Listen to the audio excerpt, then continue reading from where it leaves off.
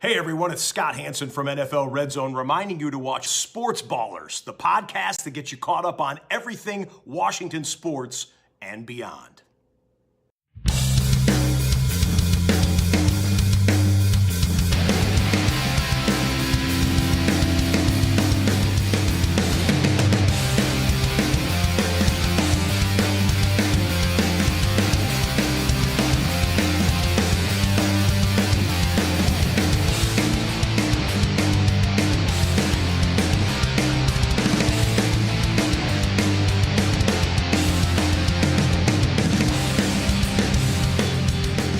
Hello and welcome to the latest edition of the Sports Ballers podcast. I'm Evan Ash, joined as always by Corey Puffett and Eric Meyer.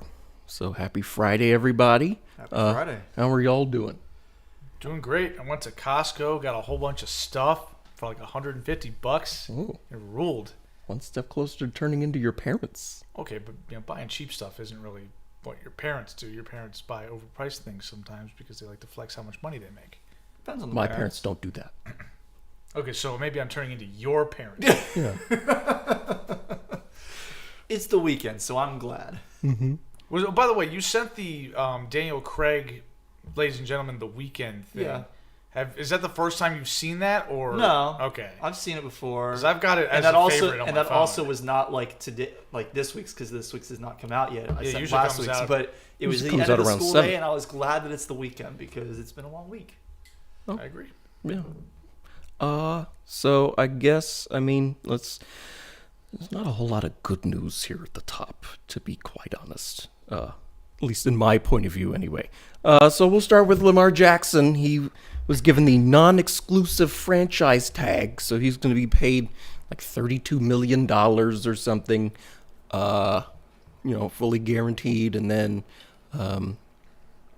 this also means that other teams have the opportunity to negotiate with him and find a deal, and then the Ravens will have an opportunity to match. So it's not what I'm most comfortable with, but it's not my $250 million to hand over to one guy.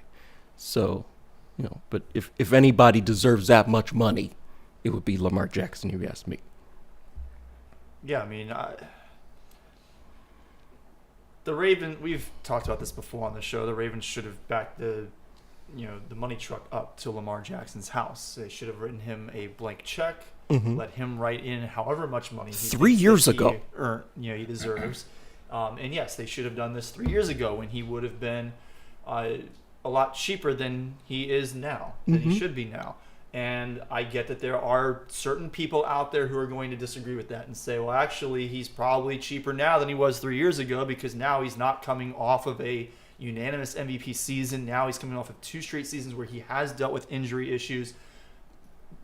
The dude can flat out ball. He is amazing when he's healthy. And you don't sign players thinking, what if he gets hurt? You sign players and you hope that they don't get hurt because they make your team better when they're not hurt. Like we saw what Lamar Jackson looked like early this season before, the Ravens just their lack of talent around him caught up to them. He was, forgive me for bringing fantasy into it, but he was scoring like 35, 40 fantasy points a game with nobody around him.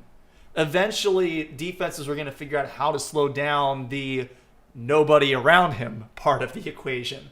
And that's going to limit how much he can do by himself. But if they put some players around him, he's a game changer.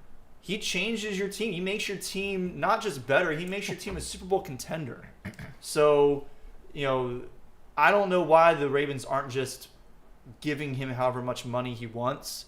This feels like a bit of a cop-out to basically try and force another team to decide what the quarterback market is going to be. It feels like Nolan giving up the first overall pick in our fantasy draft in, what was that, 2015? Something like that. We're cooking up Nolan on this show. Is Nolan catching strays? Is that what's happening? He hasn't been in the league since 2015. I don't think I've spoken to him since 2017, and we're Nolan, whoever you are, you burnt. Yeah. If you're listening, I apologize for my buddy Corey's excessive trash talk here. I'm sorry. I'm doing history, record keeping for our league over the past few Yeah, and you months keep seeing his name at the bottom of the list for his teams being terrible every year until he quit. Yeah. Yeah. So you're letting out some hate. I understand. Yeah, so we'll see what happens with that. I mean, But what I don't get about this is, Corey, you said something about the price being lower today than 2 or 3 years ago. That ain't how this works ever. No. Like the price of the brick is going up. Yeah. Right. Like that's how it works. that's the problem. I believe Shannon Sharp said yesterday's price ain't today's price. It doesn't matter what his perceived value is as a football player. The value of every football player is higher today than it was in yesteryear. I mean, we talk about it all the time where we see quarterbacks that sign these massive deals and we say, yeah, by year 4, that's going to be a bargain because the salary cap's going to keep going up because revenue keeps increasing and the pay scale for quarterbacks is going to continue to rise. So you pay that guy $40 million in 2020. By 2023, $40 million looks like a steal, a.k.a. Daniel Jones is going to be making $40 million, and he's not that good. Like, he's not even in the upper half of quarterbacks, and he's making that much money. Yep. And Lamar Jackson, who's a unanimous MVP, can't get his. Like, don't tell me that there's no behind-the-scenes action going on here with the owners either. Don't tell me that this has nothing to do with they, as a unit, do not want to hand over this much bargaining power to quarterbacks where they're giving star players guaranteed contracts. That is absolutely what is going on here. Because if this was strictly about competitiveness, if this was strictly about we want to win as many football games as possible, somebody absolutely would have said, yeah, we'll pay this guy $50 million a year guaranteed for 5 years because he's one of the best players in football. If that's the case, though, why did nobody step in and stop the Browns from giving Deshaun Watson a fully guaranteed contract? The word on the street is that Jimmy Haslam is a rogue agent and everybody hates him and they're furious with him for giving Deshaun Watson that contract. And they don't want that to become precedent. They can slough that off on him. He's the owner of the Cleveland Browns. They do stupid stuff all the time.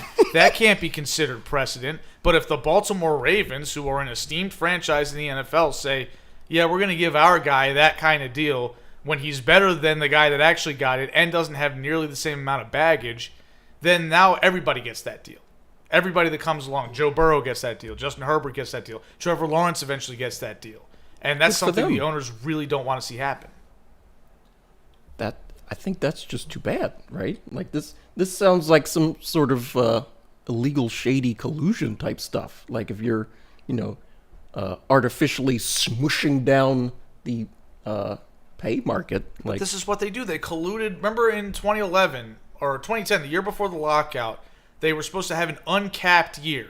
Yeah. But they colluded and said nobody's going to violate this mark.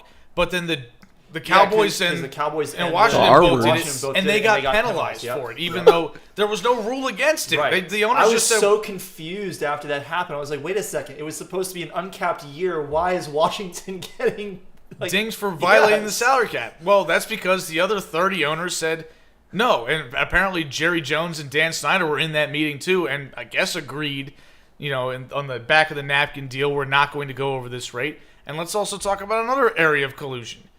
You can't tell me Colin Kaepernick couldn't have gotten a job 5 years ago when the whole anthem thing started. That was a collective decision to keep him out of the league.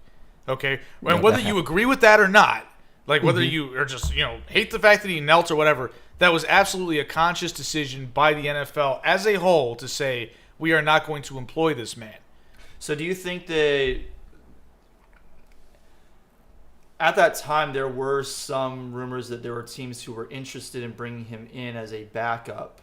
And the word that I kept hearing was that he was not interested in being a backup, which, fair on him. If he views himself as a starter, he probably should have been a starter anyway. But it seemed like there were teams that were willing to roster him. The Seattle Seahawks specifically didn't roster him. Pete Carroll said, we're not rostering him because he's not a backup. That doesn't sound like Kaepernick saying, I refuse to be a backup. It sounds like Pete Carroll is making an excuse. I remember there being, I thought it was the Jets maybe, who were interested in bringing him in potentially as a backup, and he said, I don't want to be a backup.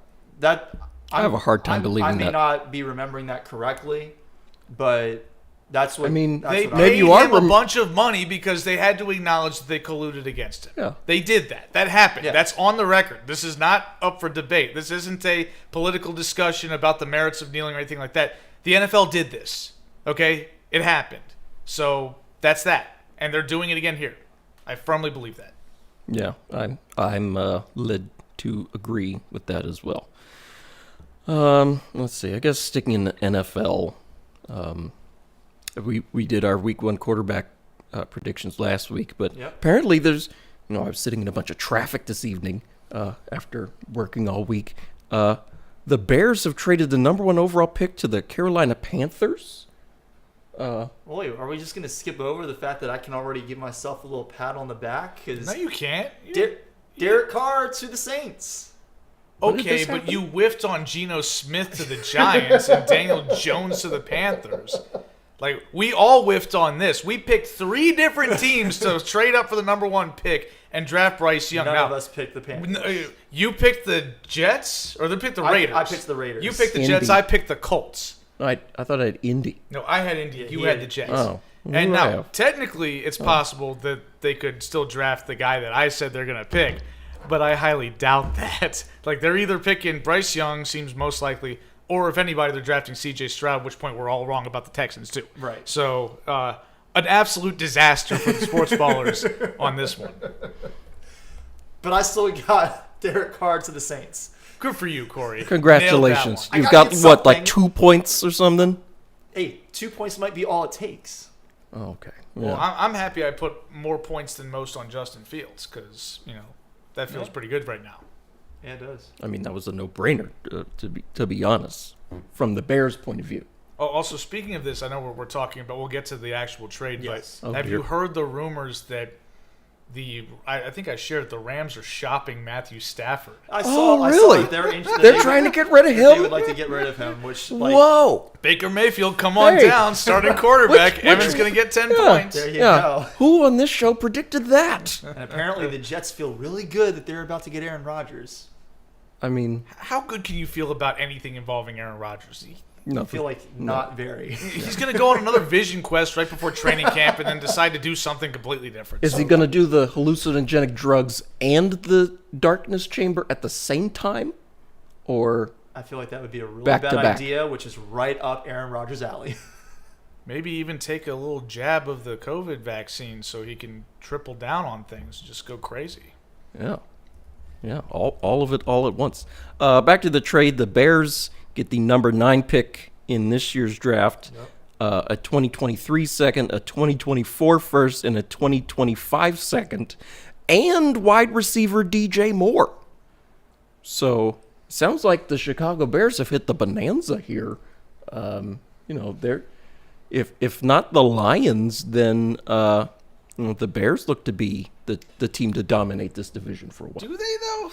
They were the worst team in football last year. Does DJ Moore suddenly No, make them they- competitive? Look at all these This picks. does not. Picks don't mean anything. Oh, He's the okay. worst. You're the one who trades away all your draft picks in fantasy football because Yeah. picks don't mean anything. Particularly in fantasy, right? They're more important in fantasy than in real football. Yeah. Yeah. As far as your success, At least in fantasy, you're absolutely. drafting on track record in the NFL. In, Yes. in real football, you're drafting a bunch of kids. Yeah. Oh, You have no idea if these guys can play. Right. Like we've seen plenty of number 1 overall picks be terrible. We've seen even more 2nd and 3rd overall picks be terrible.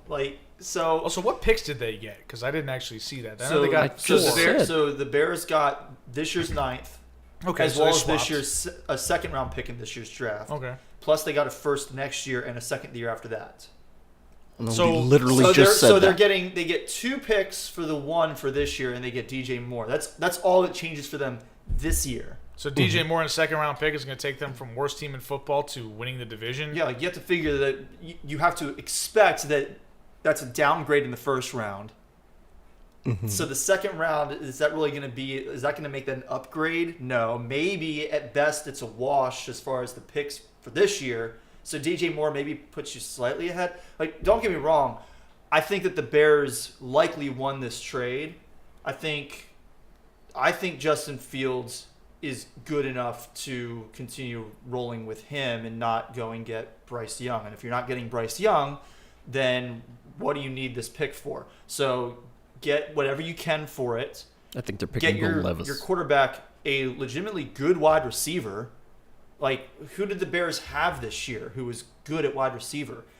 Your board, is it Darnell Mooney or somebody? He was literally their best receiver, Which was and he was predictably not bad. very good. Oh, He- the guy who got he had 4 a- yards in the first he 2 had a weeks? few decent, right? He had a few After decent 8 games yards in week 2? late in the season, after he finally started to develop some chemistry with Justin Fields. When they traded for Chase Claypool and he didn't do anything. And for yeah, them Chase either. Claypool didn't do anything. So this actually gives you a number 1 wide receiver, a guy who has been a number 1 wide receiver. Again, not in great offenses, but he's still a guy that I would consider a lower tier, but a legitimate number 1 guy. He's a good player. He's a really good Yeah. player. So this makes your team better.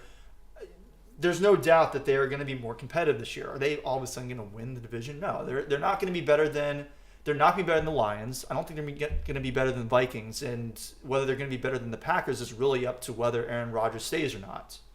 And isn't a bum now. And isn't a bum now. He's turning but 40 this year and he's coming off of a really bad year. even at like this year's level with Aaron Rodgers, I think the Packers are better than what the Bears will be this coming year. We'll see. But Yeah. This makes them better. It makes them much more interesting. It makes them more competitive. It makes this a team that will be in most of their games. But I don't think it makes them better than those other 3 teams. I'm going to hate myself for asking this because I hate it when people bring it up. What's their cap situation? People always say, oh, cap space. And I'm just like, cap space just means you don't have any good players on your team. And you're going to go overpay for a bunch of free agents. But, is there a possibility they could improve their roster by paying a bunch of dudes? So, according to BearsWire.usatoday.com, the Chicago Bears are in a great position heading into a pivotal 2023 offseason where they have the first overall pick in the NFL draft, not anymore, They had. and roughly $100 million in salary cap space. Yeah, they're going to spend a bunch of money on a bunch of overrated players, and Yeah. maybe that'll make them quote-unquote competitive, but then in 3 years they're going to look at their roster and say, damn, we overpaid a bunch of mediocre players, and now we're stuck. That's the thing. Like, you want some salary cap space to be able to get players that you need, but sometimes you can have too much salary cap Salary space. cap space means you don't have anybody good on your team. Yeah. You don't have anybody worthy of being paid or Yeah. given another deal. Yeah. That's all Having it means. that It much means you salary cap suck. space usually is not a good indication either of your recent success or of your near future success. Yeah, because you're going to waste all that money on a bunch of dudes who just say, hey, we got to sign somebody, and that's how it's going to work. And the only way to, if you're a bad team, the only way to get the marquee free agents is to overpay them. Yeah. So, you're stuck.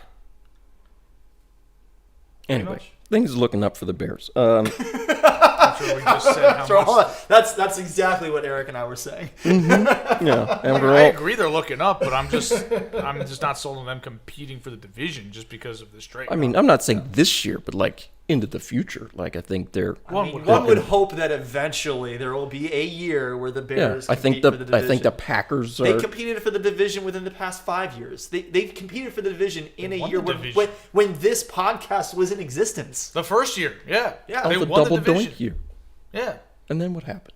They made the playoffs again and got worked on Nickelodeon by the Saints. Yeah, they did. But Trubisky won MVP. And the MVP. And now he's a Steeler, and he got usurped by Kenny Pickett. Is he even going to stay a Steeler? Probably not. That's I not think even he's the a most free relevant agent. thing I think he's free about agent. Mitch Trubisky on this podcast. You had a hot take Oh dear. just a moment ago, I believe, unless I misheard you. Did you Probably. suggest that the Panthers are going to draft Will Levis with the number 1 overall pick? Yeah. Wow, that's Yeah. that's a take. Okay. Oh, wait, is that who you picked to start for the Panthers in week Probably one? No, not. you I think picked Matt Matt Corral. Corral. Oh, yeah. I sent Will Levis to Indy or somewhere. All right, so why do you think Will Levis will go Because one he's overall? tall and white and that kind Is of it guy. Sam Darnold type? I don't. He's probably better than Sam Darnold, but I mean, one would hope. This is the guy that puts mayonnaise in his coffee, right? yes. Okay. And he eats brown bananas with the peel on them. So you're going to take this psychopath over Bryce Young, Apparently, he's not opposed to I'm not the cream in his Panthers coffee. He GM. just doesn't like milk or something. but Bryce Young actually weighed in at like 200 pounds. He must have been drinking 3 gallons of water every day or I something. mean, I think Bryce Young is a better player, but I'm not the Panthers GM, and I'm definitely not the Panthers crazy owner who wants to win so bad he'll do anything, and I mean, including okay. give up all of these picks. So this is I have no faith in the Panthers to make the right pick. No. Okay. No. This isn't a I would pick Will Levis is going Bryce to blow Young or minds. C.J. Stroud. Yeah. Okay. I would pick one of them too.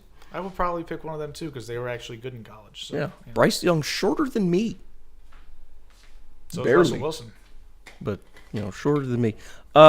Anyway, I guess that's it on the NFL. It's kind of the most off part of the off season. College basketball, the conference tournaments are going on. I haven't watched any of them. Watching some right now. Got the Okay. Iowa State Kansas game on. And Your Kansas is Iowa winning. State Cyclones. Yeah, Iowa State Cyclones. And Kansas is winning right now. I'm going to check the score of the Duke game. Oh dear. Duke's up by 1. Oh, are they? Who was Duke playing? They're playing Miami. Yeah. Oh. Okay. Miami's the 1 seed in the ACC, I think. I thought they were the 5. Oh, No are they idea. 5? Yeah. I thought I Pitt thought was this the was 1. 4. I thought this was 4-1. I guess not. Duke's not, or I don't think so. Because doesn't the ACC play their championship tomorrow? Yes.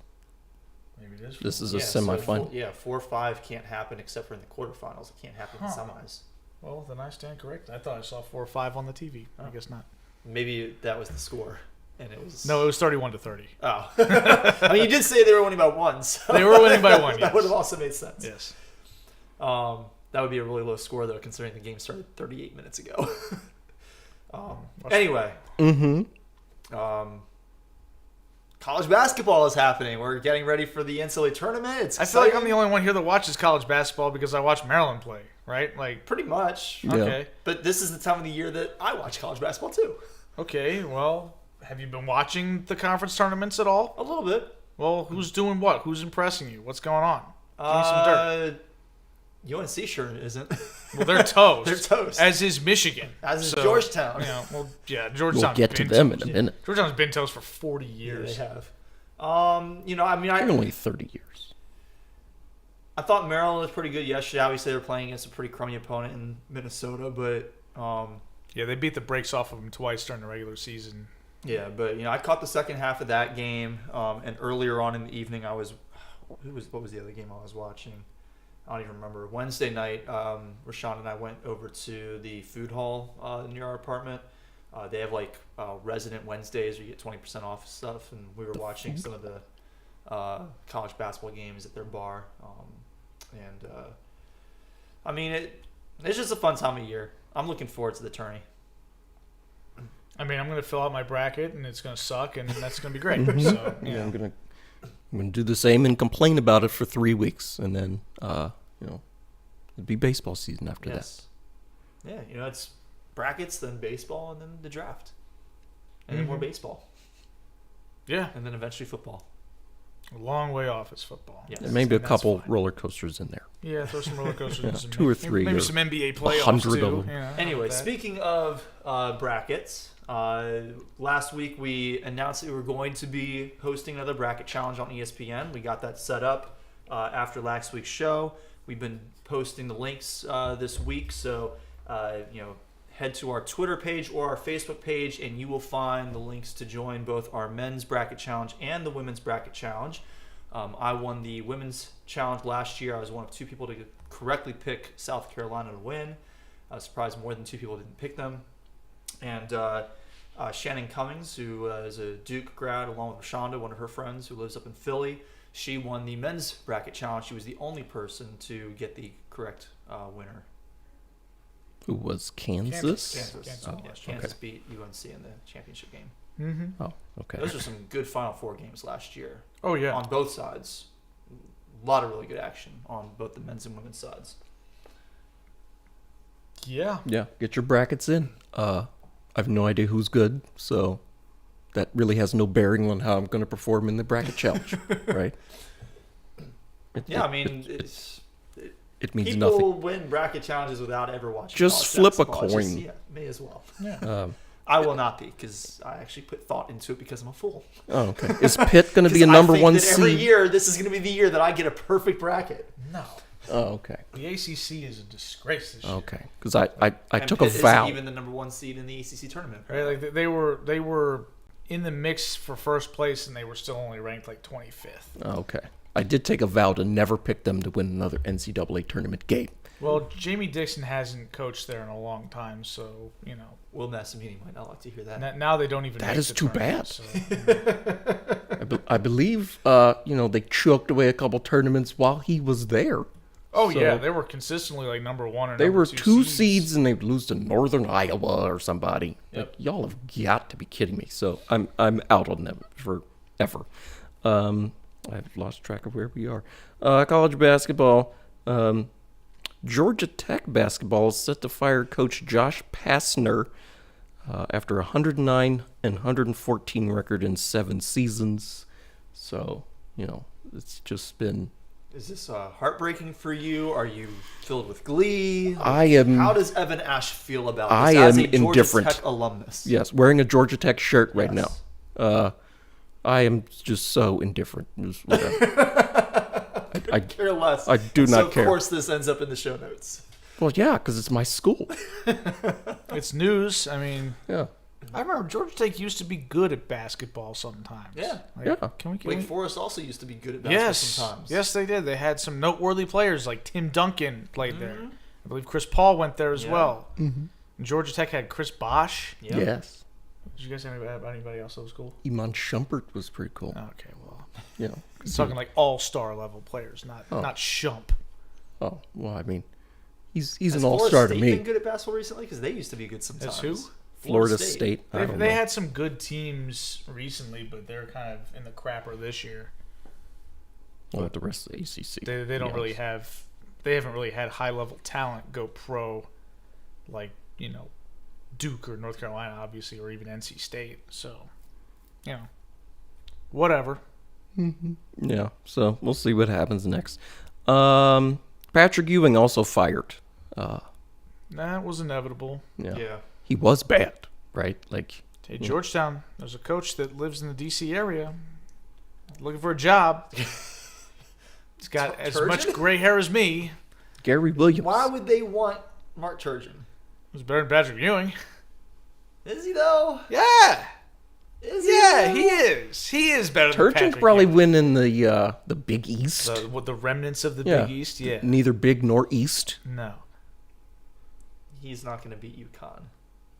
And UConn isn't even the class of that conference. Is Who UConn is? even in the Big East? They're Did they move literally back? playing in the Big East tournament. Because they were in the All-American Conference. They were in for the a hot American, second. yeah. Yeah. Well, But I think they moved back to the Big East. Yeah. But they were playing today, and the court said Big East in the middle of it. So unless both conferences are playing in the same location, and they're like only showing the Big East logos. I mean, on there. but UConn men's basketball is taking a dive too. I mean, they're not as good as they used to be. And Mark Turgeon still would not be able to get Georgetown over them. Last time Mark Turgeon coached against UConn in the NCAA tournament, Terps won. Just Yeah, saying. that was the Terps. Terps are better than Georgetown. That's true. That's true. But it was Turgeon's Terps. Still, So couldn't Turgeon's Hoyas be as good as Turgeon's No. Terps? no. If you say so. Georgetown's got a history. Patrick Ewing would do better with Maryland than he did with Georgetown. Okay. Anybody would do better with Maryland than Georgetown because Georgetown Yes. is buns. So you're saying that that program is irredeemable. It's washed. Yes. It's done. Yes. It's cooked. Yes, Okay. and I'm here for it. I'm here for it too because I hate Georgetown. But, I'm just saying. I feel like a good coach could go in there and, take advantage of a power vacuum there in the fake Big East. It could happen. Why not? Now, Mark Turgeon is not that guy, but he's certainly better than Patrick Ewing. The only problem is I would really like to see Maryland Georgetown get back into like a home and home type of thing, and if Turgeon coached there, that would never happen. There's no way Mark Turgeon It would wasn't ever. happening with Patrick Ewing. Well, it's not going to happen ever. It doesn't matter who's there because it's Played- not about the coaches. It's played about the them in administrations. Yeah, but we played them in 2015. We had a home and home 2015, 2016. We did? Yeah, it was great. Oh, Did you Yeah. go to both games? No, I only went to the one in College Park. Oh. Okay. so it's half great. Well, Terps won both, so Yeah, there you go. eating 2 W's over Georgetown. It's pretty good. Maybe that's why they won't do it again. Yeah, they probably thought we couldn't even beat the Terps in a home and home once when Turgeon was coaching. What the hell are we going to do when they get somebody who's actually knows how to coach? That's could be a problem. But they should still hire him. Like their new guy. Can he coach? Who, Kevin Willard? Yeah. Yeah, I like Kevin Willard. I can't complain about him. He's done a good job this year. I mean, this is the team that got Turgeon fired. They're the first team since like the Terps weren't allowed to play on TV in the early 90s. that finished below 500, and Willard took that team to 21 wins and hopefully counting. So, pretty good. No complaints. Is it because of Willard or is it because of Jameer Young? Yes. But Kevin Willard deserves credit for getting Jameer Young to come to Maryland. Fair. So, Fair. coach gets all the credit in college when you actually control the roster and You the make plays. all the money. Yeah. It is nice to see a DeMatha guy at Maryland. Jameer Young went to DeMatha. Travis Garrison. Yeah. Yeah. Travis been a Garrison? long-ass time. Oh, my 20+ God. years. It's been a long ass time. And Travis Garrison was a bust, so, yeah, you he know. was, unfortunately. Shaper didn't like Travis Garrison either. Did you not like him as a student? Yes, as a Okay. student. All Yeah. right, well, that's fair. You always point to that one spot in the classroom. That's the Travis Garrison seat, and that kid didn't know anything. Oh, jeez. Yeah, That's tough. that is brutal. That is brutal. He's a McDonald's All-American. Okay, well, not in the classroom, allegedly. Don't have to be in the classroom. You In can bio cook on the or court. geology or We're not here to whatever. play school. In high school, you are. The cross-country guy is in the NBA. Did you guys know that? No. My dad coached him. Okay, you His gonna name is drop here? what? Sadiq Bey. Oh, word? Yeah. Sadiq Bey ran cross He country. I ran did not know that. cross-country for my dad at DeMatha for like a Nice. year or two before he transferred. That's Is there any awesome. reason why Apparently, you he was can't a really sit nice still? kid and was a pretty good runner. Say again? Is there any reason why you can't sit still? No. You've just been bouncing up and down and twisting and stuff. Hey, man, he's excited. It's March Madness. It's Friday. Let him cook. Anyway, I guess that's it for college basketball, unless y'all have any objections. Let's go to pro basketball. We have some mailbag content from we do. Rashonda. Yeah. If you are Bob Myers, do you get rid of Jordan Peele at the end of the season? Oh, or Jordan Peele. Yeah. You could get rid of him too. Well, if it's Jordan Peele, you do not get rid Jordan of him. Jordan He Peele is slaps. Yeah, he is just at the beginning of his climb in Hollywood. But maybe, not in the I mean, NBA though. I enjoyed Nope. I know some people did not. I liked Nope a lot. I still think I haven't seen Nope, so, I think he's got a very long career ahead of him, and I'm looking forward to his next I project. hope so because he's great, but, Yeah. Anyway. Yeah. As someone who has a healthy fear of everything, I skip the horror movies. If you're Bob Myers, do you get rid of Jordan Poole or Peele at the end of the season? If you do, what are you trying to get in return in a trade? Who was Bob Myers? Bob Myers is the general manager of the Golden State Warriors, and this is an interesting question on a lot of levels because Bob Myers isn't necessarily going to be the GM of the Warriors come off-season time. So, Why is that? because his contract is up and there's some question on whether or not the Warriors will retain him or if he wants to be retained. So, I will shift this to if you're the Warriors GM, whoever that may be, come June or July, do you trade Jordan Poole? And I say, hell yeah, you trade Jordan Poole if you can. Look, he's been horrible this year. Corey was watching the game yesterday. He knows. He saw it. Oh yeah, that's the game I was watching before the Maryland. Yeah, game. it was a wasn't professional college. basketball Professional game. basketball. Yeah, it didn't look like it when Jordan Poole was No, on the it floor, did but not. it actually was. They actually were getting paid a lot to be out there, including Jordan Poole.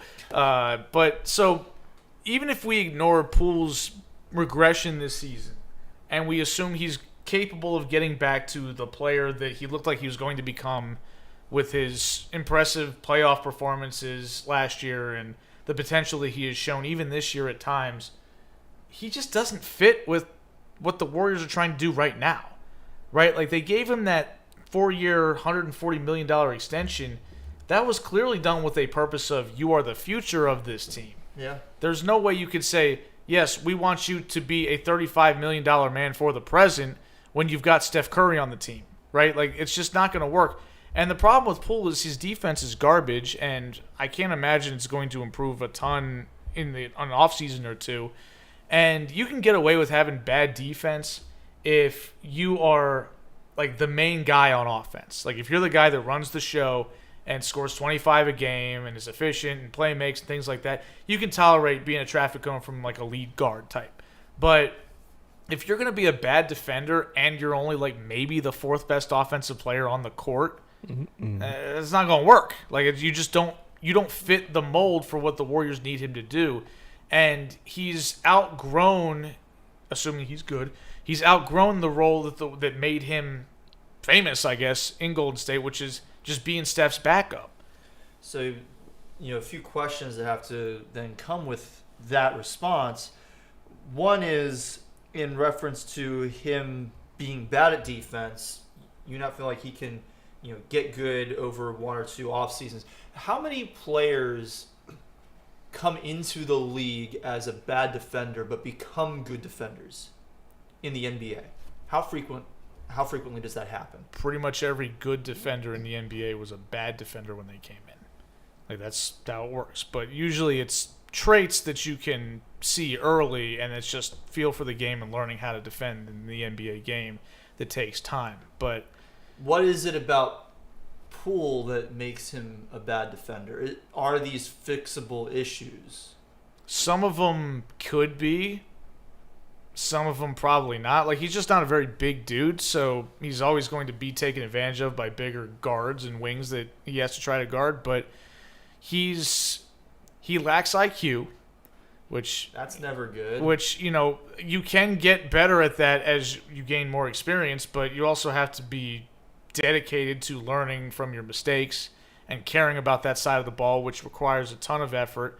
And considering that he needs to do plenty of work on his offensive game as well, it's not like he can just spend 4 months of an offseason saying, I'm going to focus on watching tape and taking it all in and understanding how I can be a better team defender.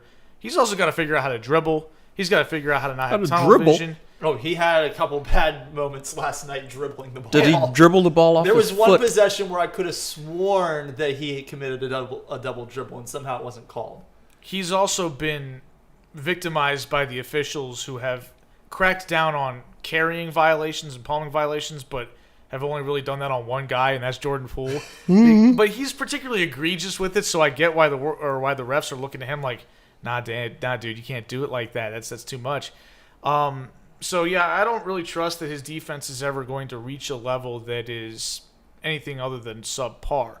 But, again, you don't have to be a good defender to be a star in the NBA. Like, Damian Lillard is a subpar defender, and he's a star. James Harden's entire career, he's been a subpar defender, and he's going to the Hall of Fame, right? Steph Curry has become an okay defender over the years, but in his early years, he wasn't much of a defender either. Like, he's improved in some of the ways that Poole could, but let's be real. We've observed Steph Curry, and we've observed Jordan Poole and how they get down. Does Steph Curry strike you as having the same work ethic as Jordan Poole? Hell no. Hell no. His work ethic is through the roof. Higher. Yes, he is so much more dedicated to his craft than it appears Jordan Poole is, and that's where my concern is, because Steph is a limited defender, right? He's 6'2", he's not super athletic. He's got to work with what he's got, but he maximizes that by knowing where he's supposed to be. He doesn't fall asleep on defense. He doesn't get beat by backdoor cuts. He stays in front of his man as well as he can, and mostly doesn't get scored on a ton, right? He's not a traffic cone out there. He's just not great at it.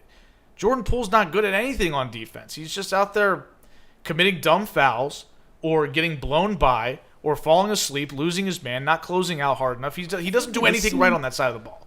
He's a complete zero on defense. So, again, if you're going to be that bad on defense, you better be able to bring something on offense. And I think last year it worked out better for him because he was really second banana in that offense. It was Steph, and then it was Poole.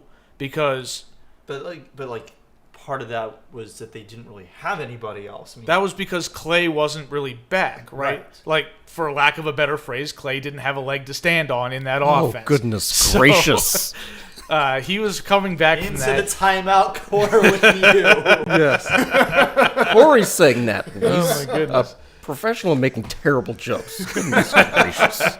You gotta be kidding me. But anyway, he played 15 to 20 minutes a game when he first came back. He never really got his confidence back until maybe late in the playoffs. And so Poole was able to kind of be a more relevant contributor in the offense.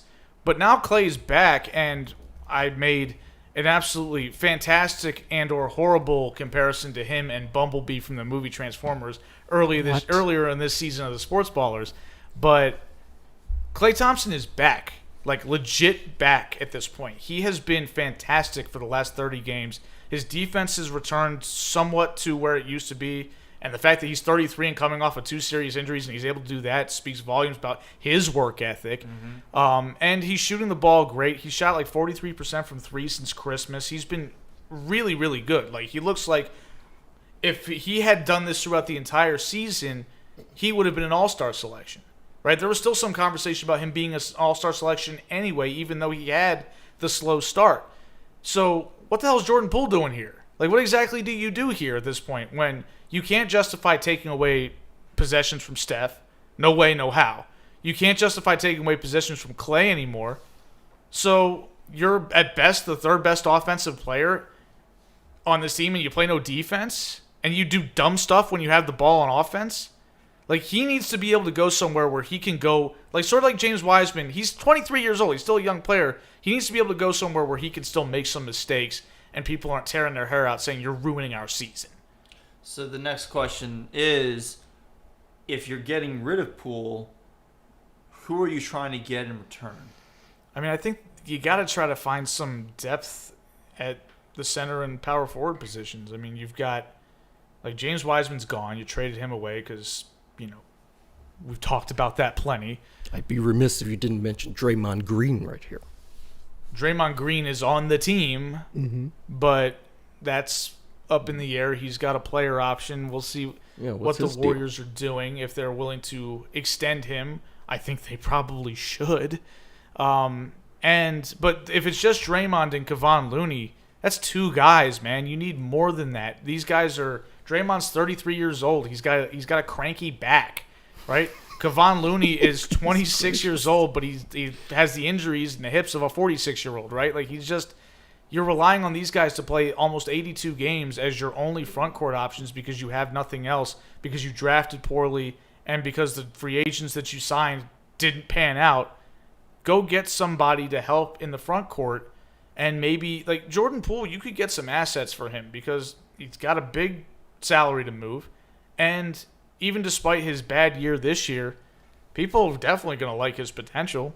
So you could definitely get somebody to cough up some decent role players for him and maybe reconfigure your team and make another run at it next year. Probably trade him to the Wizards for a whole bunch of something, whatever the Wizards have over there. I don't think that's going to happen. Oh, okay. I would be really mad if the Wizards traded for Jordan Poole. Oh, you'd be mad? Yes. I don't want Jordan Poole. We've already got one guy who doesn't play defense and is an undersized shooting guard. His name's Bradley Beal, and he makes $250 million. I don't need a $400. Could be better than one. I don't need a $400 million two. backcourt where both dudes are traffic cones. I don't need that. Sounds fun to me. Sounds just like the Wizards, though. Just keep it so that one guy is making $250 million as a traffic cone, and the other guy's only making $10 million, and there you go. Boom.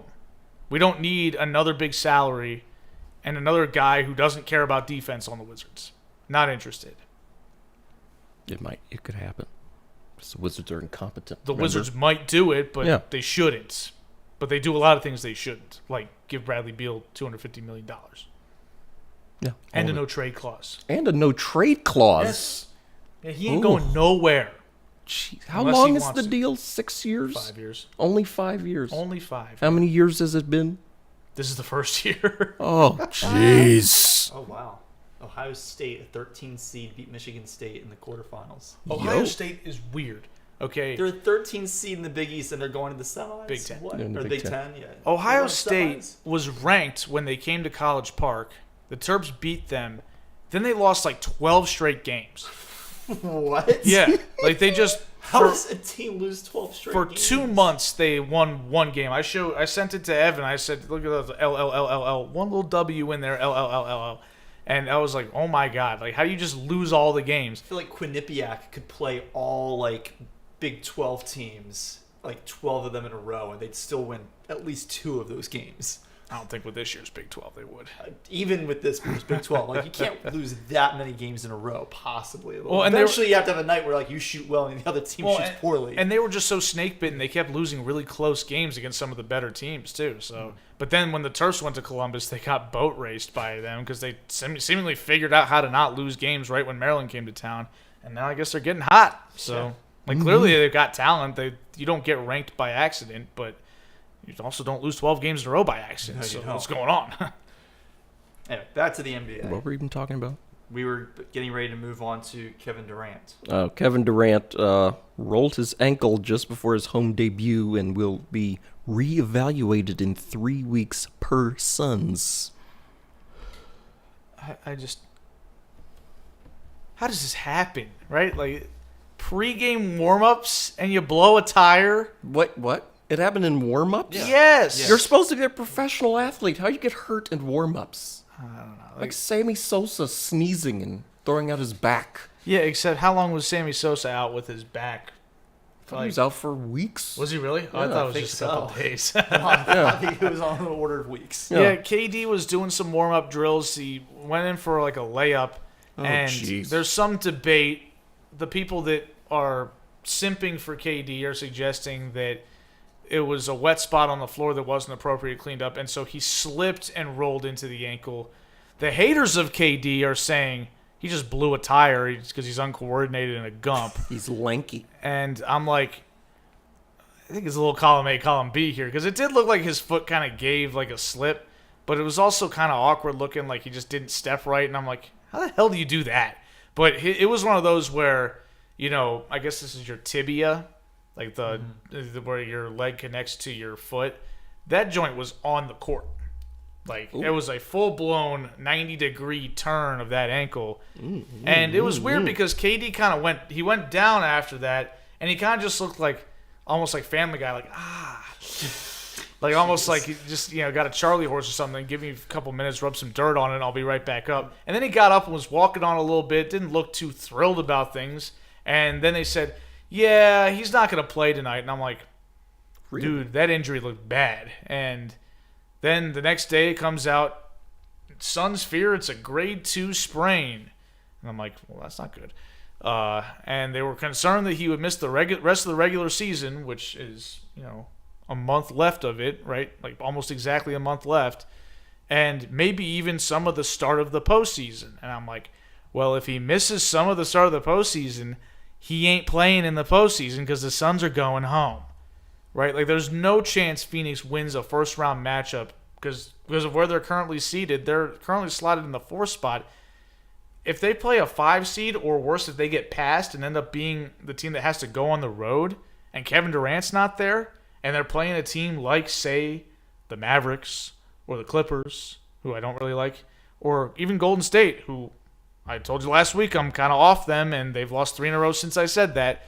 But Golden State against Phoenix with just Devin Booker and ancient Chris Paul and doesn't really want to be here anymore, DeAndre Ayton, and nobody else. Buddy, I'm taking the Warriors in that series. And they traded all their depth for KD. He's got to be out there. Like, if he's not out there, they're done. And I think that there's some optimism here maybe in the sense that we saw it last year. The Warriors won the title last year. How did they come into the postseason? Oh, right, their star player hadn't played the last 3 weeks of the season, came in off the bench against the Nuggets, and they reintegrated him that way. But this is a little different. The Warriors have been together for almost a decade, like at least the core players have. The coach has been there since 2015, and Steph had been there with that rendition of the Warriors throughout most of the season. KD's played 4 games with the Suns. Like, you just can't tell me, I don't care how good you are, you can't have playoff-level chemistry after 4 games, especially with one of the guys coming off of an injury where he's probably not even in game shape yet.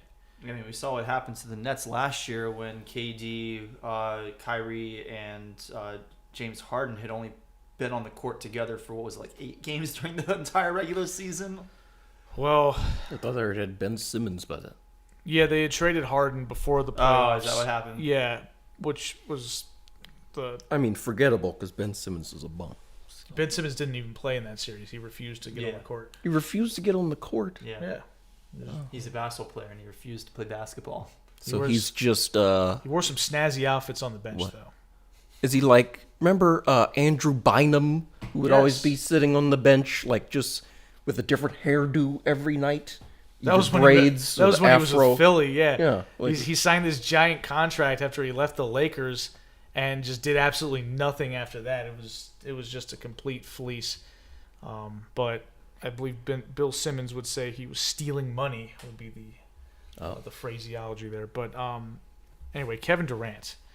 Oh, yeah. Yeah, like just the lack of chemistry. And the thing is, Shams came out and said he'll be reevaluated in 2 weeks. And the Suns quickly came out and made sure that it got on inside the NBA before last night's Warriors-Grizzlies game started. They made sure to say, no. He'll be reevaluated in 3 weeks. Don't put him on a 2-week timeline because we're not doing that. Well, if he's reevaluated in 3 weeks and they get something positive from that reevaluation, then he starts ramping up and doing more on-court work. Takes him about a week to get ready to play, which means the regular season's over. That's it. He's not going to be back before the playoffs.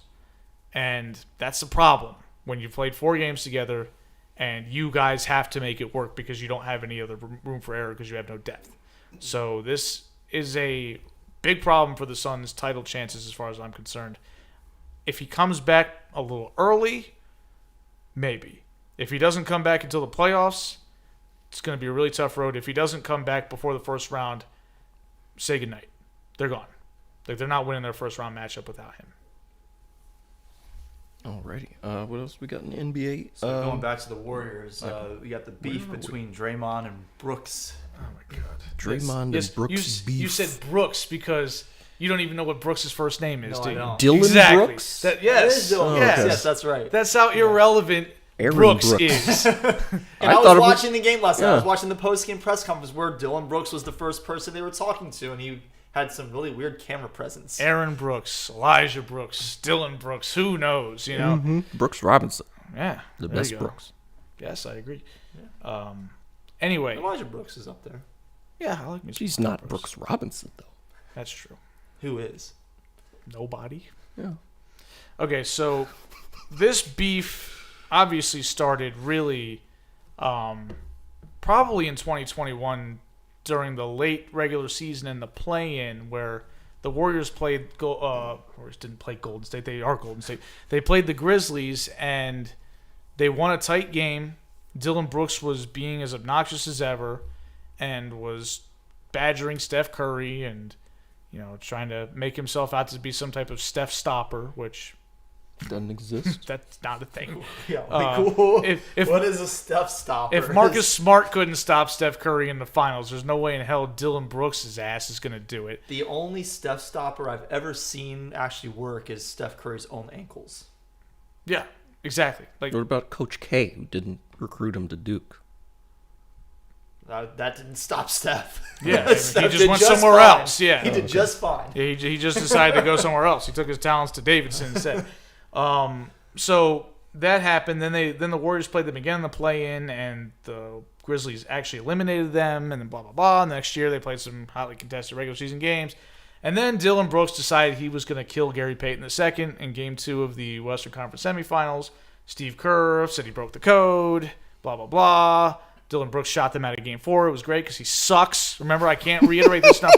Dylan Brooks sucks. We're talking about a guy who absolutely sucks. He's a horrible player, and we're talking about him on this show because he's making national headline news on ESPN. Gotta love it. So then he's being interviewed again. Why is Dylan Brooks being talked to? The 6th best player on the Memphis Grizzlies who aren't going to make it out of the second round has microphones in his face. We got John Morant out here beating kids up and pulling guns in a strip club, and somehow we're talking about Dylan Brooks.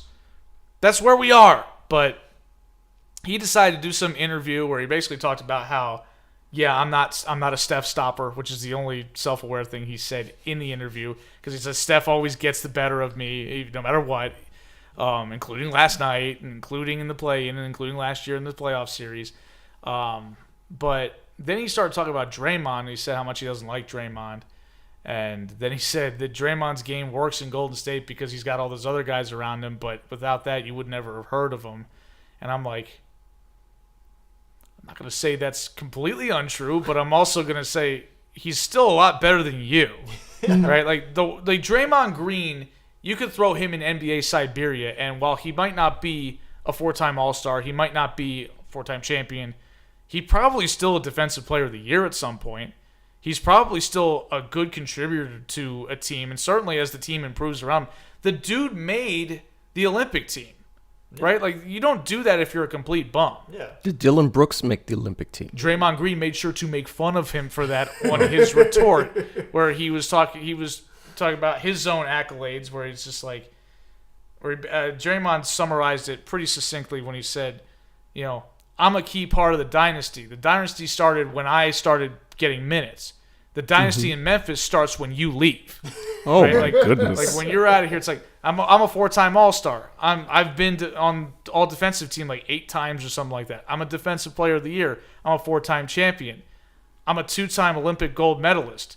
And he said, you wouldn't know anything about that because Team USA. And he kind of just goes, right.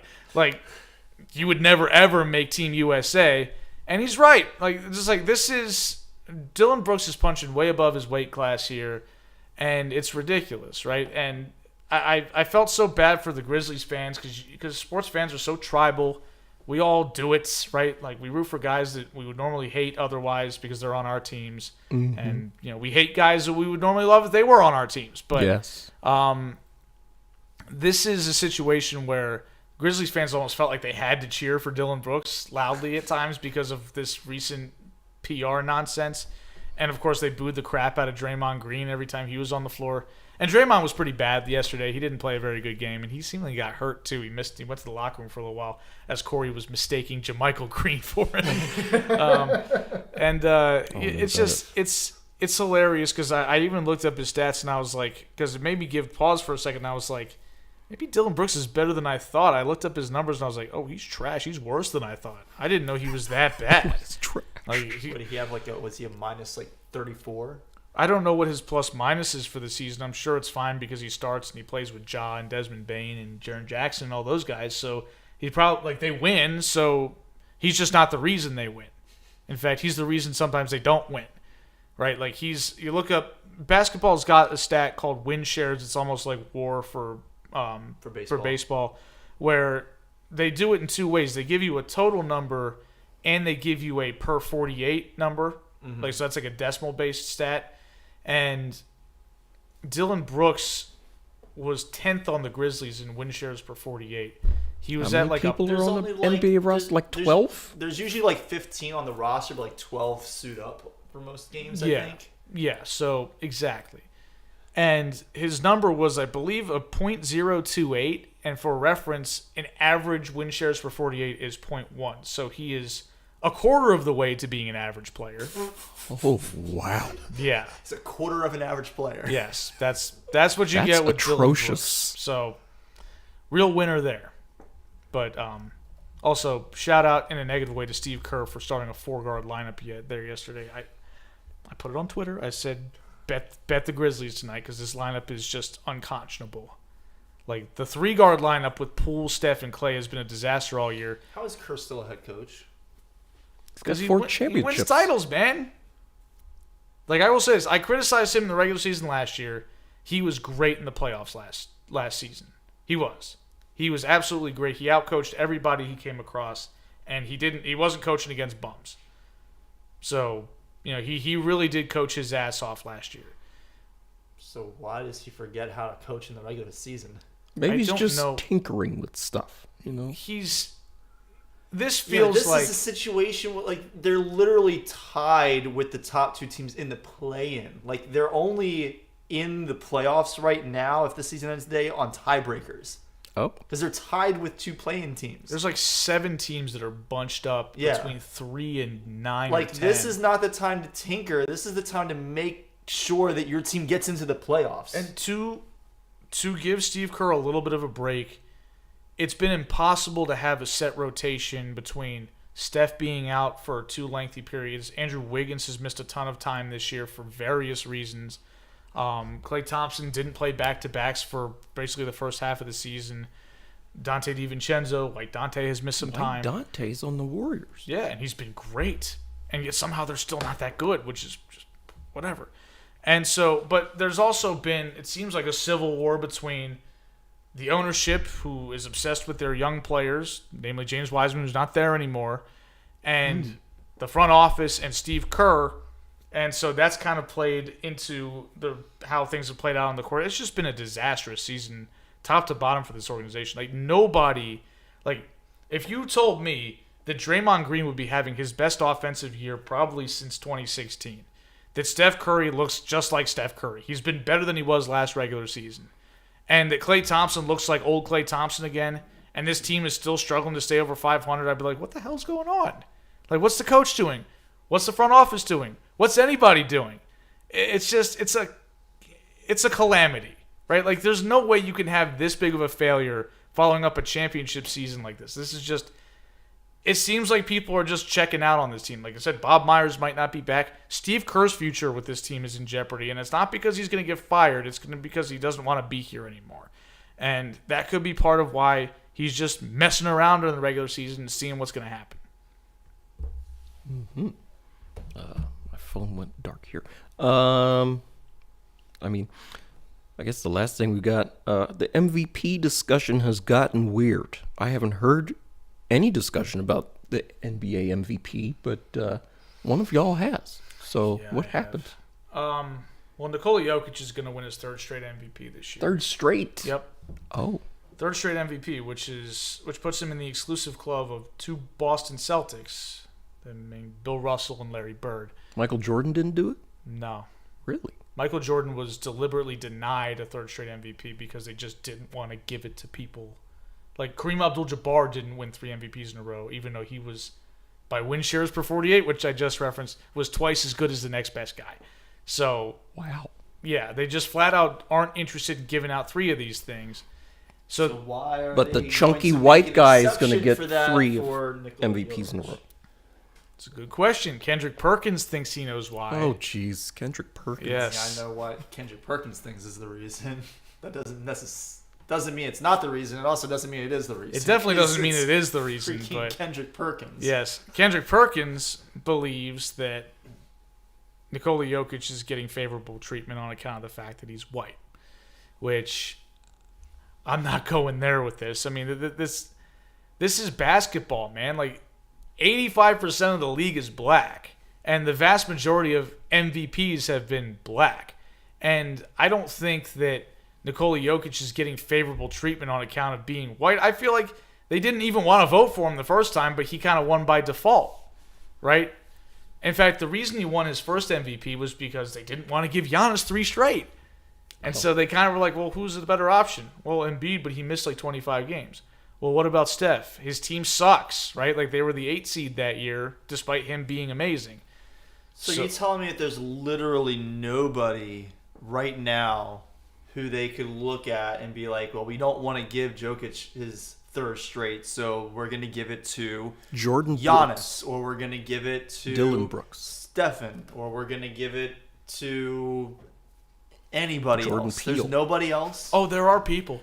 There's Giannis and there's Embiid. They're both viable candidates. What about So Bradley why Beal? not? I don't know. It's just a changing of philosophy, apparently, where Jokic is just going to win 3 straight MVPs. And the thing is, I've thought about this a little bit over the last couple of weeks. The MVP award, everybody's like, oh, it's a regular season award. No, it's not. It never has been. This award has always been about, can you win a championship? And they gave Jokic the MVP last year when he absolutely could not win a championship. Right? The reason why Michael Jordan didn't win more than 5 MVPs, despite spending pretty much his entire time in the NBA as distinctly the best player in the league, was because in those early years, they didn't think he was going to win no championship. Right? Magic Johnson won the MVP 3 out of 4 years in the heart of Michael Jordan's prime. Was Magic Johnson better than Michael Jordan during that time? Hell no. He absolutely was not. But they looked at the Bulls and said, they're pretty good, but they're not better than the Pistons. And they weren't. They lost those series. We watched The Last Dance during 2020. We know all about that. So then Michael Jordan he won the MVP in 1988, and he didn't get another crack at the MVP until 1991 when his team won 61 games, and it was like, okay, they're going to win the title. And they did. But like 1988, they gave it to him because he averaged like 37 points a game and was just insane. And then he failed to make a run at a championship, so they said, we're not voting for you again until you prove you can win a title. That's basically what happened. Like, it's happened throughout NBA history where it's just like, we don't believe in you to win a title, therefore we're not going to give you the MVP. So now that philosophy is changing too?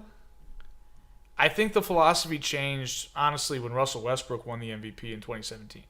They gave him the MVP because he averaged a triple-double. Hadn't been done since Oscar Robertson in 1963, which, by the way, Oscar Robertson did not win the MVP that year. In fact, he didn't even finish second. So what the hell's up with that? But honestly, I blame LeBron for that because LeBron had a ready-made just go win the MVP because I'm LeBron situation, and he loafed. He decided he just blew off that regular season.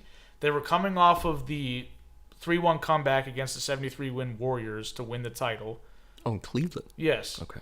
So the next year, if LeBron just runs through the East like he should have and wins 60-something games and they're the clear number one seed, he wins the MVP running away. He's got the narrative behind him. It's an acknowledgement of his greatness. It gives him 5, just like Michael Jordan has 5. It would have been a big deal, but he didn't care.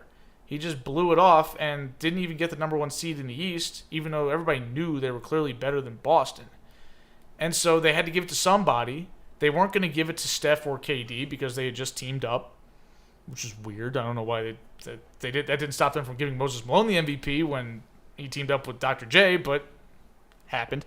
And then they didn't want to give it to James Harden. They just gave it to the guy with the triple doubles. And I'm like, what are you guys doing? Right? Like, he's going to go out in the first round. It's going to be a 5-game exit against the Rockets, which is exactly what happened. Like, I feel like they're doing too much thinking about why we shouldn't give it to really good players. yeah, and now it's like, this dude's going to be a 3-time MVP, and it's very possible that each of those 3 years he's not going to make the finals. Right? I would say it's more than possible. It's at least probable. Jokic is on Denver or Utah? He's on forgetting. Denver. Oh, okay.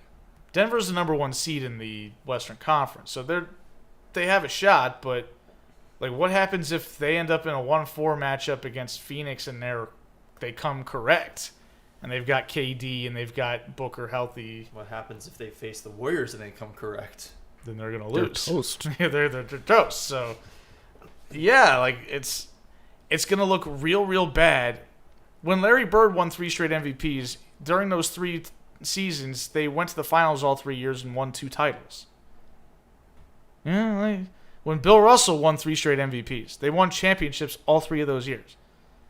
Like, you go through history, and usually when you win an MVP and then you flop in the playoffs, you never get considered again. They just give up on you. Not with this guy. They're just, they're getting enamored by the fancy numbers, his VORP and his win shares per 48 and all these things that I've just talked about are through the roof. And I'm like, okay, but that's never been what we've judged people by. We've always judged them by, can you actually go do something in the playoffs? Because you actually want the MVP award to matter. And if you strictly tie it to the regular season doesn't matter.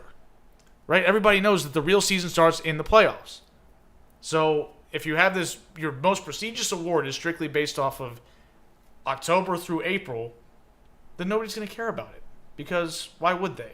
Everybody cares about winning championships. That's the goal. Who should be the MVP then? In your Honestly, opinion? this year, Jokic should be the MVP this year. Oh. He should not have been the MVP last year, and that would have avoided this entire issue. Okay. At the risk of having us ramble on too much longer on this topic, I'm going to need you to briefly explain what VORP is. Value over replacement player. How do they measure this? I think that stat is based on... It sounds like a Tim Kirkjian stat.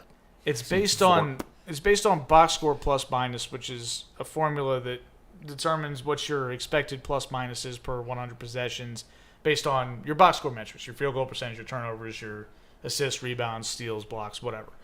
And so that gets plugged in, and there's a multiplier that determines how many wins you're worth. It's a pretty flawed stat in the sense that Russell Westbrook had like the highest VORP ever when he averaged a triple-double, just because they're like, wait, the guy that's getting all the assists is also getting all the rebounds? He must be the greatest player ever. So, well, no, Russ actually sucks on defense, and he's inefficient shooting, and he turns the ball over too much. Why are you guys overvaluing this?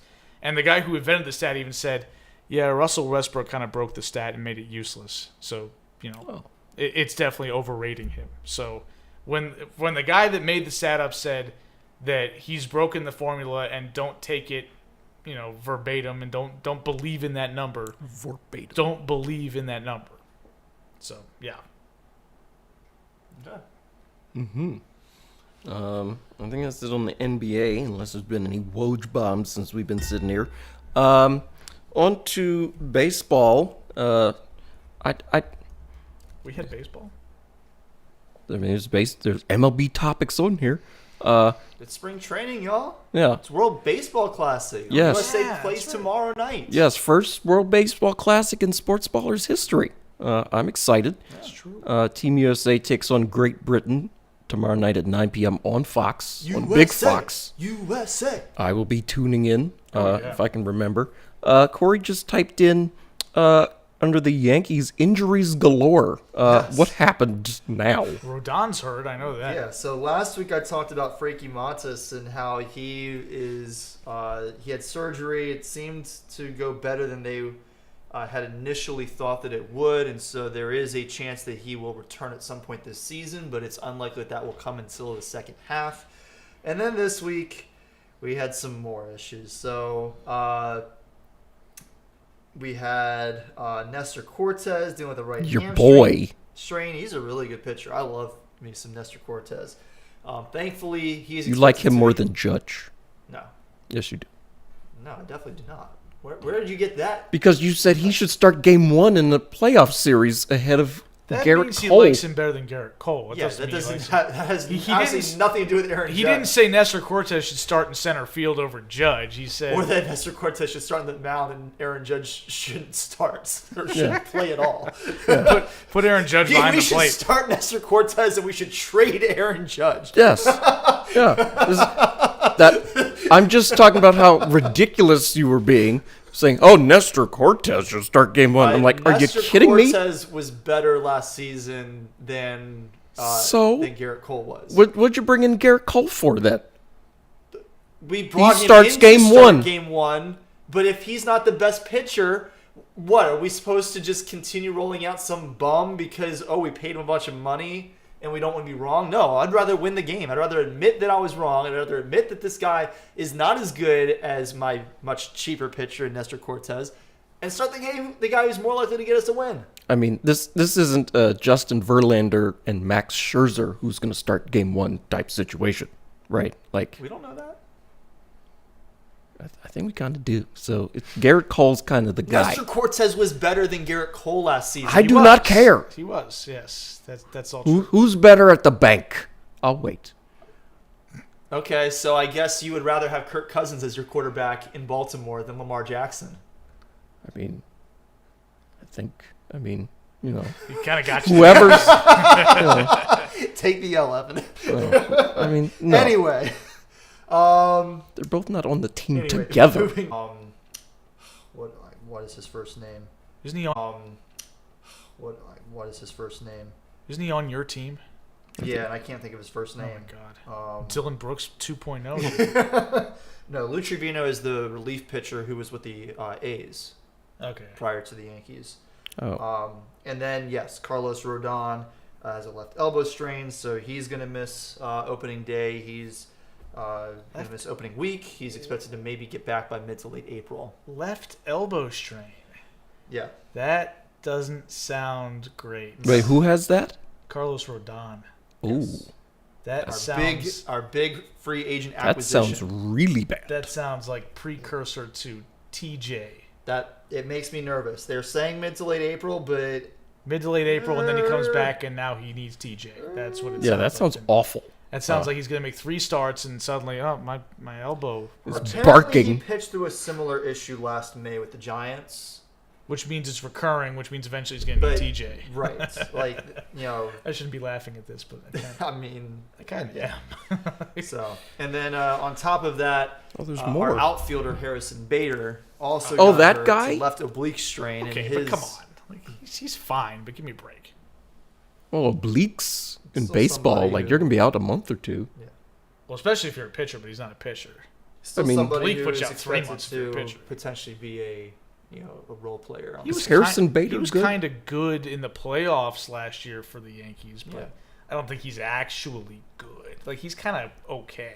Who were the Yankees' other outfielders besides Who are the Judge. Yankees' other position players, man? Aaron Judge is the entire offense, according to Fangraphs projections. It's ridiculous. He makes up more than half of it by himself.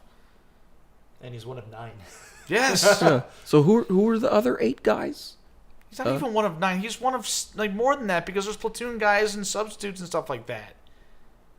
It's insane. Do you guys still have Stanton? Is he healthy? What's his deal? I think Stanton is healthy, For now. but I don't know how. That's always touch and effective we go. can expect What about him to be Aaron right now. Hicks? Yeah, what's up with him? I mean, what about him? Or, He sucks now. When he has He ain't played play over no the past ball. years, he's been bad. Maybe What you about he used to be Miguel good, now he's not. Andujar? how about Brett Gardner? Go find him again. Yeah. Brett Maybe Boone. they should. Aaron Boone. Have Aaron Boone suit up and go out there and play. Oh my goodness. Yeah, I'm really nervous about this season for the Yankees right now. Oh no.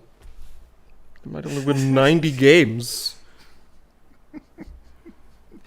Yeah. When I say I'm nervous on the Yankees, I'm thinking we might not win 90 games. Oh, We okay. might not win 80 games. They might have their first losing season since 1991. What are we going to do? I mean, that would be a pretty big deal. Oh, Yeah, my goodness. it would be a big deal. Yankees fans whining about a bunch of nothing like usual. They haven't won a championship since like 2009. Oh so no! it's 2009. like, that's more than a whole decade. There are some teenagers now who They haven't weren't even won the alive. pennant. Jose Trevino. Jose Trevino. He's the catcher. Oh, Second in blocks above average according to that list that you shared. Better than Gary Sanchez. Your boy. yeah. You love him. Yeah. So yeah, I mean that's all the sports topics we have, right? Unless I'm missing something obvious. Anything new with the Orioles? No. Not really. The I did Orioles see- are winning. I saw a highlight Right from Gunnar Henderson from shortstop, but it was hard to see because somebody filmed it through a potato. It looked terrible because God forbid they actually broadcast the spring training games, with their TV channel that they own. One of their 2 TV channels. God. Yeah. Can't put it on either one of them, really? Y'all are just going to air World Series of Poker reruns all the time? Or talking baseball with Tom Davis. Tom Davis. Yeah. Oh, yeah. Take me out to the ball game and Yeah. like Or that whatever crap they air during rain delays. They sometimes air ESPN News, which is usually airing SportsCenter. Oh, what is even on ESPN News? It's nothing? SportsCenter. So it's just the Sports Center channel. Connor Norby safe at first on fielding error. Boy, good hustle. Yeah. So anyway, the Orioles are playing and whatever. So yeah, that's it for sports. I also put on here, Eric and Evan went to King's Dominion again. And everybody who is under the sound of my voice and wasn't at King's Dominion on Saturday, y'all missed out on a great time. Again. So, only 10 rides on Twisted Timbers for us this week. That's true. I had a good time. Mm-hmm. Yeah, it was fun. We went to McDonald's afterward. Yes, we did. It was Which great. is, that should be a surprise to nobody if we went to McDonald's. Just live there. Yeah. I mean, got to get the rewards, right? Sure. I mean, I don't. They're have the giving away free food every single day. app. I don't have the app. I don't know what you're waiting for. You go to McDonald's more than me. Yeah, like if you're going to McDonald's as frequently as you do, you should probably have the app. I know. I have the app, and I haven't been to a McDonald's. I feel I nothing. very rarely go to McDonald's. I feel nothing but shame for getting the app. It's just like, how fat do I have to be to actually download the McDonald's app? I feel like you don't should have be to a fat. You just have to be frugal. yeah, or I mean, I did go to Costco and saved like a ton of money today, because I'm turning into. weren't you an Evan's economics major, right? Yeah. This is Yeah. seemed like that's what you should be all about. Is saving a That's couple not bucks. really economics. That's more like basic accounting. Oh, okay. Well, I mean, you're still doing a bad job at it. Just Yeah, I give know. away extra I money. never went to that class. I still got an A. What class? What class did you to? go? Oh, well, wait, Corey. I Of went all to- people, I went of to- all people to be talking about, what class did you go to right now? We had one class, exactly one class together, and I went a hell of a lot more than you did. So let's chill Yeah. out with that. I thought you had all your I stuff went together. to every virtually every lecture. I just didn't go to the TA sessions. I'd see you in discussion when the sun was out. It was like, man, it's a nice day. Corey's not here. I was like, when I actually thought, put Corey on a pedestal, and I was like, oh, he's a big-time track star. He must be out there doing athletics things. He doesn't have time for discussion. No, he's playing Call of Duty with me. I was like, oh, yeah, look at this guy. The discussion sections were boring. I enjoyed the actual lectures. The discussions were boring. And I think they were longer than the lectures, too. They were like 75 minutes instead of 50. Jeez. Yeah. Lectures were actually fun, so I went to those. Yeah, the lectures were good.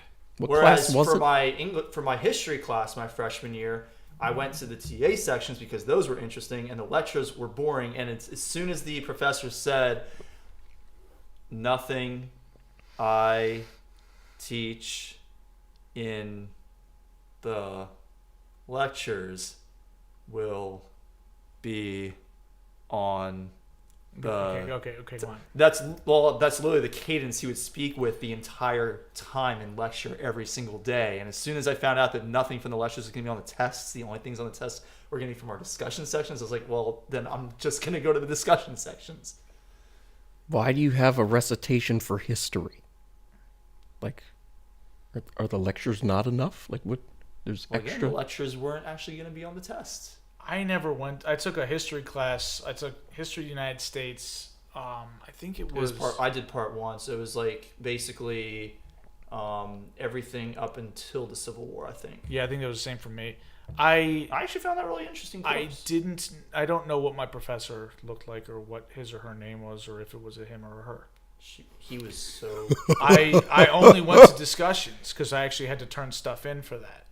Oh. I make fun of Joe Flacco because his dad called him dull. I really shouldn't because that professor was the definition of dull. If you look it up in Webster's. I honestly could not tell you what my professor looked like for history. No idea. Oh. It could have been anybody. I remember what my TA looked like because I saw him in class when I went to discussion because I had to turn stuff in. That's the only reason I went there. In fact, sometimes when I took game theory, I would... without Bomani Jones. Yes, not with Bomani Jones. If Bomani Jones was teaching the class, I might have gone. I would turn in my homework, but I would go extra early to put it on the desk so that he wouldn't notice me leaving after I turned it in. Oh, jeez. Roll there in my... Like bobblehead night when the Orioles were terrible.